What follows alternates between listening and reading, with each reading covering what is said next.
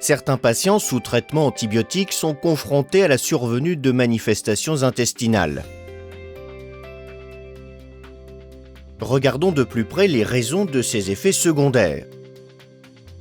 Tout antibiotique a pour mission de détruire le germe infectieux, mais en entrant en contact avec le microbiote intestinal, l'antibiotique dégrade également une partie des bactéries dominantes. Il s'ensuit un déséquilibre du microbiote que l'on appelle dysbiose.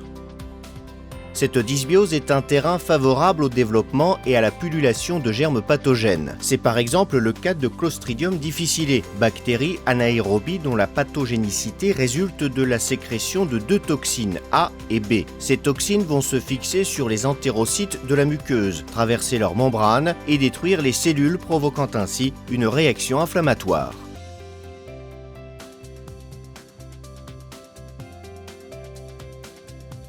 Ainsi, la muqueuse intestinale ne peut plus exercer correctement ses fonctions physiologiques et métaboliques. L'absorption d'eau et de nutriments est altérée, générant une diarrhée. Comment prendre en charge ces manifestations cliniques? En associant Saccharomyces boulardii CNCMI 745 à la prise de l'antibiotique.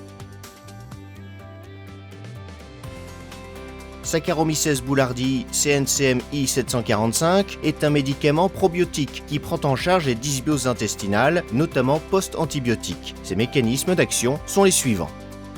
Parce que c'est une levure, Saccharomyces boulardii est naturellement insensible aux antibiotiques, contrairement aux bactéries probiotiques qui sont détruites par les antibiotiques, donc inefficaces.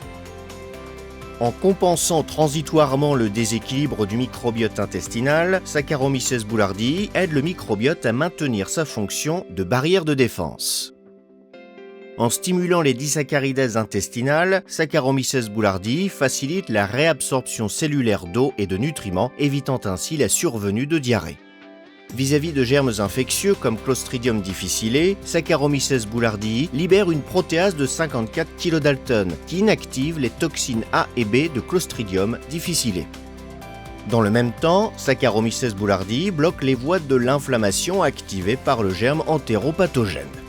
En agissant naturellement par différents canaux, Saccharomyces boulardii CNCMI 745 contribue à maintenir le microbiote intestinal en équilibre. Les nombreuses preuves cliniques de l'efficacité de Saccharomyces boulardii CNCMI 745 ont justifié de la part des sociétés savantes internationales de recommander son utilisation dans la prise des dysbioses post-antibiotiques. Saccharomyces boulardii CNCMI 745, 17 noms pour une même efficacité à travers le monde. Saccharomyces boulardii CNCMI 745.